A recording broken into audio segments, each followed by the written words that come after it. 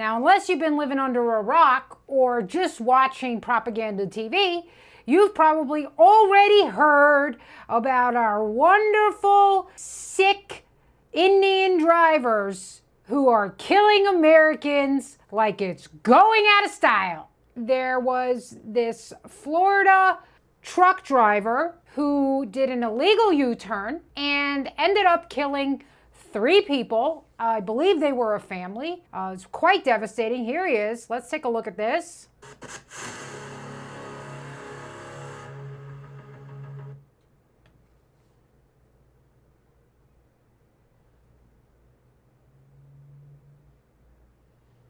Sikh driver who's probably never driven anything faster than a camel in his life is doing an illegal U-turn at a location on a Florida highway that says for official use only.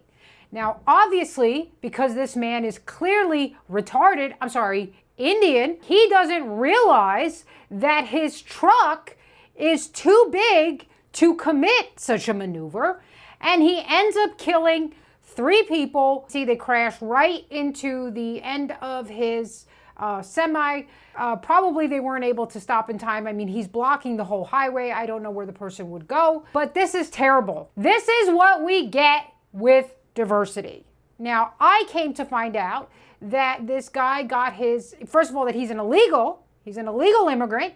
He got his commercial driving license in Florida. Thank you, Governor Newsom. Can't wait for you to be president and continue this reign. And he can't speak English or read the signs. And it's not an isolated case. I know a lot of you are like, oh, I can't believe you're going to be this way. It was just one time. I'm so glad that none of you are on my Twitter feed to see the news that I post every day of another Indian ruining Western civilization. So here we go. Here's another example. This is a crash in Illinois. Another crash. And let's just go back. This is the remnants. Okay, so he killed 3 people. And then here's what the Florida highway ends up looking like after the destruction. Heinous. Heinous on many levels. The guy has absolutely no emotion. That was his face. Just killed a family of 3. No emotion being displayed. 0. And Elijah, went ahead and called out Vivek, Ramaswamy, as I like to call him. What does Vivek say? Good luck groveling for clicks. Seems like a tough business. So instead of being like, hey, yeah, no, I don't want to import these people. No, I believe in being American. Vivek immediately goes on the attack because he's a scammer. So yours truly had to go ahead and ratio him. I just wrote, oh, not as tough as running a Ponzi scheme on your investors with an Alzheimer's drug doesn't work. Ratioed him by over 2.4 thousand likes. So thank you everybody for helping me put this a street in his place. And if you haven't watched any of my videos on Vivek, please do yourself a favor and go ahead so that you can realize that he's another trained George Soros puppet, CIA manufactured fraud who's coming in here talking all these fine points, making everybody think he's based, he's one of the good ones, when in fact, he's exactly like the rest. Why? Oh, here you go. What did Vivek do to piss me off? Well, he scammed his investors. I'm not sure. The first place I read was it was over $2 billion. Now that figure is being revised to something like $350 million. Doesn't matter. He scammed his investors. What did he do? He bought this ineffective Alzheimer's drug, which had already failed phase 2 trials. And he got his mom to go ahead and run a new clinical trial where it magically passed phase 2. He told all his investors, he went on CNBC talking about how this is going to be the greatest thing and says, look, we finally got it. It's going to be ready for phase 3. This is something we were never able to do. He runs phase 3. Of course, it fails phase 3 because it actually failed phase 2, but Indians scammed it. Then, before he tells anyone that it failed phase 3, he goes ahead and dumps all his stock, liquidates his money, then comes out and goes, Oh no, it failed, which means the value of the stock had already plummeted because he took it out and all his investors lost their funding. Don't forget to like, comment, and subscribe. Check out my tour schedule at leonardaisfunny.com. I'm going to be all over Florida next month in September, so don't come at me and be like, when are you coming to Florida? This is it. I'm coming to Florida now. And you can also submit your city. If you don't see your city on my tour schedule and you really want me to come there, just submit it in the contact part. People are like, well, who cares? Isn't it just the Jews who invested in that? Okay, let's relax, okay? The Jews aren't behind everything. People's retirement plans that get invested, right? Like your parents have a 401k and the investors will be like, oh, let's put it in these different potential companies that could help. And then your parents end up losing your money. This is the guy who wants to be the governor of Ohio. I want to live in a world where Indians don't dream about being elected to positions of power in Western European countries or America, which is really a conglomeration of all the Western European countries, but whatever, okay? That's the world I want to live in, and only you can help me make that dream come true. For $9.99 a day, you can send an Indian packing on his way. This is for everybody who thinks that I'm just picking on one case where there was a bad Indian truck driver. Here's another scene that happened in Illinois. Oh, who's driving that? Is it? Whoa, what shoes are we wearing to drive a truck? I'm sorry. Look at that. Nice sandals coming out here, driving a truck in sandals. Awesome. What else we got? Here's another one. Oklahoma Turnpike. Okay, so in the Oklahoma Turnpike, there was an authority worker that was killed. Another one got critically hurt when the semi veered off the turnpike. You can see it here. Going off the rails, okay? And it says it seems that they were distracted. Low IQ, low attention span. Why is this happening? Well, in case some of you don't know anything about India or how life functions there, God bless you, but this is why you're ill-prepared for these invaders. Here it is. There is a death every 3 minutes. Why India's roads are among the world's deadliest? I don't know. Could it be because of Indians? No. Let's just bring them over here and give them all commercial driving licenses. They can't even read our signs. They don't have, 5 seconds of forethought to think that if I'm trying to make a U-turn with a 40-foot semi, I don't know how long trucks are. Give me a break. I'm still a woman. Tell me in the comments, okay?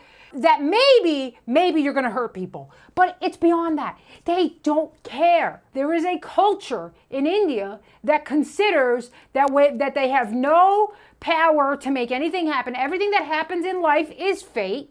And it doesn't matter because you're just going to get reincarnated in the cycle of life and death anyway. And they're all praying that they don't come back Indian or they come back as a higher caste Indian.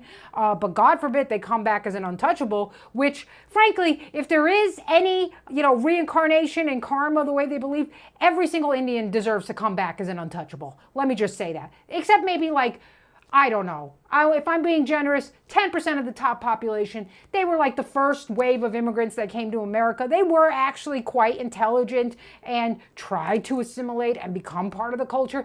That's not what we have going here. We've got the bottom of the barrel that we're scraping now. Not only are they completely incompetent in every measurable way possible, but they're also extremely arrogant and extremely unapologetic. How unapologetic could they be, Leonardo? Oh, well, I'm so glad you asked. Why don't you sit down so you can be fazed by the lack of humanity from these people? The Indian migrants have now started a coalition and a petition to call for the clemency of the driver who killed the family of 3 in Florida. Your ears are not deceiving you. You're hearing me correctly. They have joined together to support their co-ethnic illegal trucker who killed 3 Americans in a turnpike U-turn. Their petition calls for clemency, counseling, or community service. I love how they come to America and suddenly they learn about things like community service, which is a concept that doesn't even exist in India, because all you have to do is go look at their rivers full of trash for community service, and they immediately take it and weaponize it against the naive and trusting white Western European population here, who doesn't understand that other people don't have the same moral value system as you, and they're looking for any excuse to exploit you, like my favorite guy, Vivek. Hell yeah.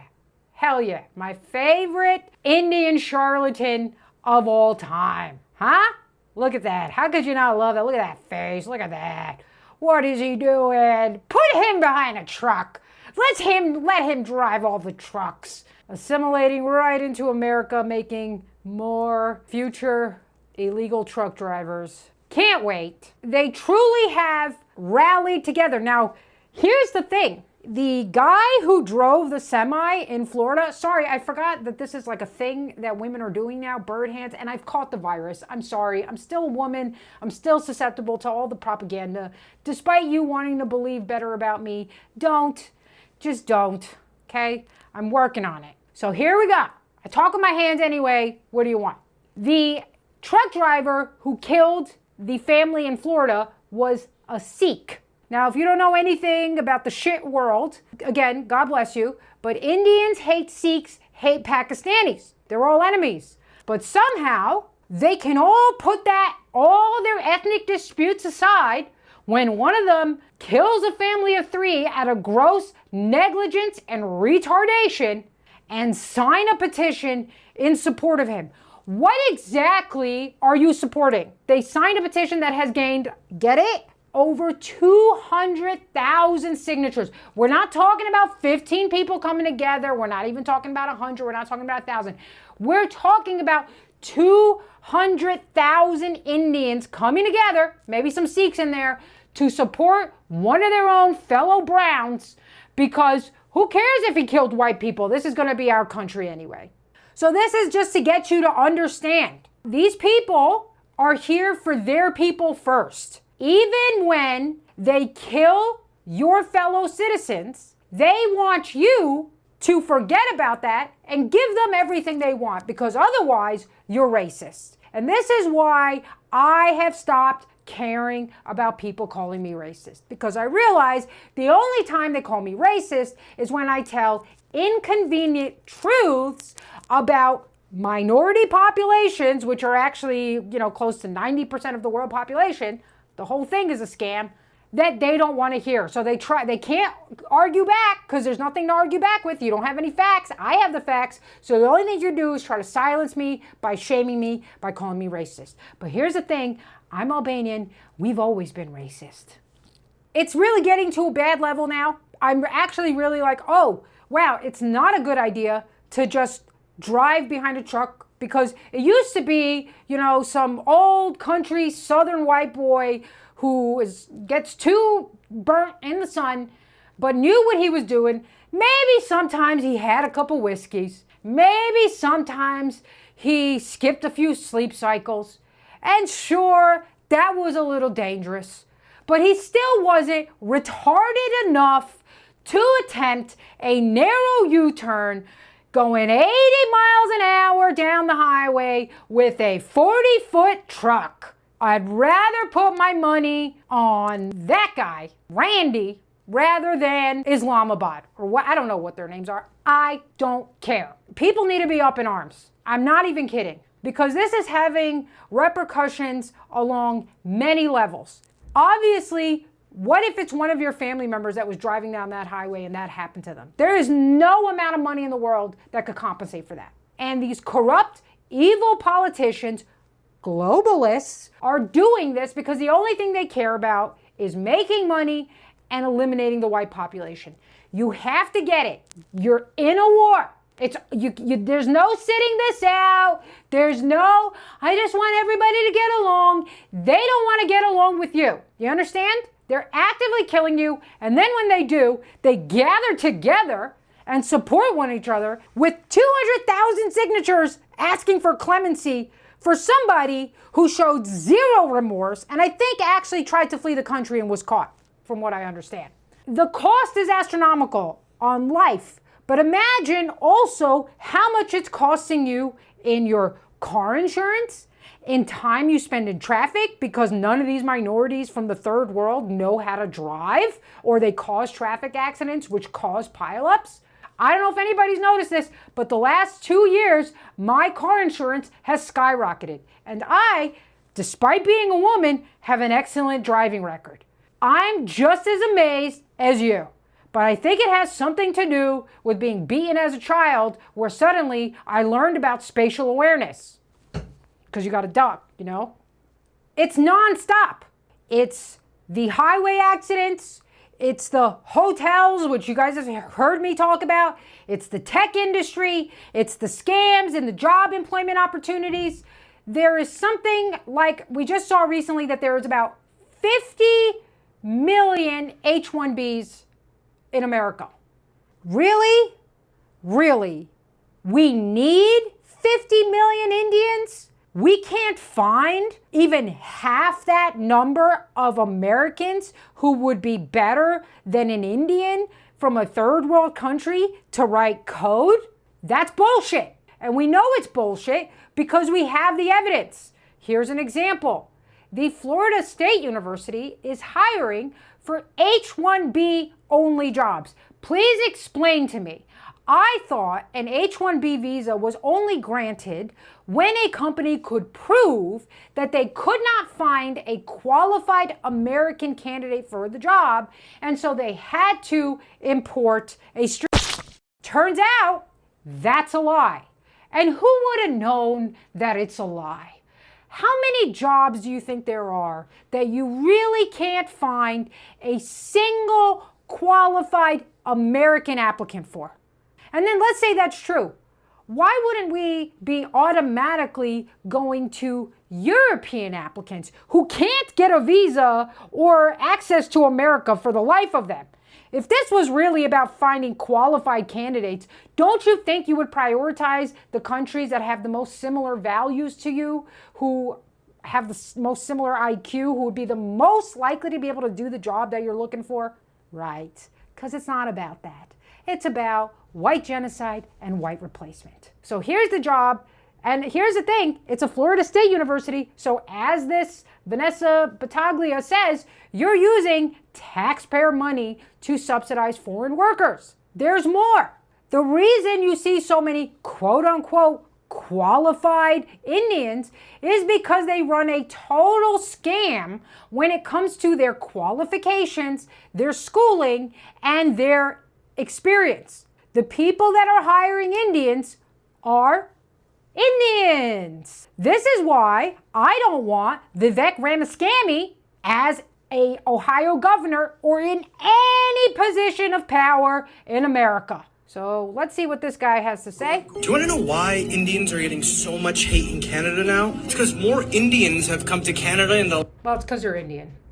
last 5 years than the last 100 combined. And they're all coming as international students. Great. They're all studying at schools that are legitimate. No, 94% are studying at community colleges and these diploma mills for certificates. Like Anderson College, that used to be a Walmart, and then they made it into some diploma mills. Or Candor College, which is literally connected to an Indian restaurant, has graduated over 45,000 Indian students, and also has another college beside it, Stanford. Sweetie, our son is going to Stanford. No, not the one in California, the one in Brampton. Or Todd College, where when you go on Google Street View, it was literally a mechanic shop 1 year ago. What is this school?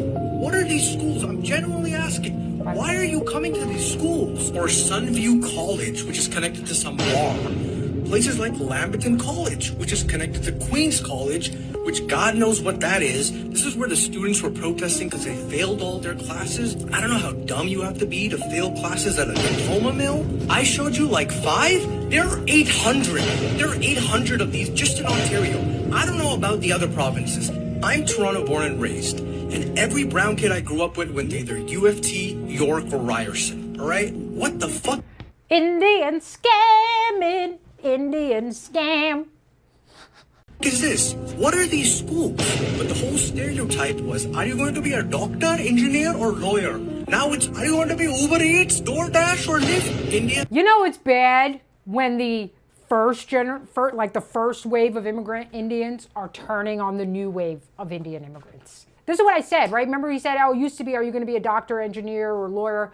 Why would you want an Indian lawyer? Always get a Jew lawyer, okay? Yeah, you don't want to go up against a Jew lawyer, but you do want a Jew lawyer on your team. The reason that these guys now have lowered the standards is because you're not, what I said, you're getting the bottom of the barrel of Indian immigrants. And these people don't have the IQ to be able to be a doctor. Hell, they don't even have the IQ to be an Uber Eats driver and not kill someone on the way. Some of the smartest people on the planet. I'm not even Indian. You know who taught me AP calculus? A random Indian man on YouTube.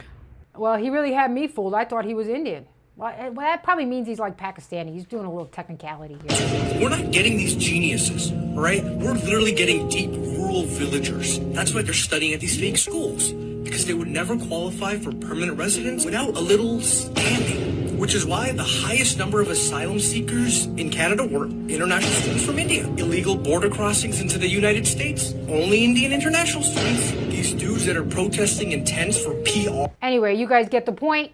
The Sikh driver was an illegal immigrant who crossed into America from Canada and then was awarded his commercial driving license by California. I already said that. Here is yet another example of a diversity driver who's driven the trailer off the road. The war, it's with the Indians, but it's really not with the Indians. It's with the global powers who are seeking to destroy everything worthwhile in this life by importing massive amounts of people who can't even figure out how to use a toilet, but they're here to improve your country. Can you imagine what it must be like to work with somebody like this? Can you imagine the quality of work that they're doing? Can you imagine the level of sophistication that their coding has?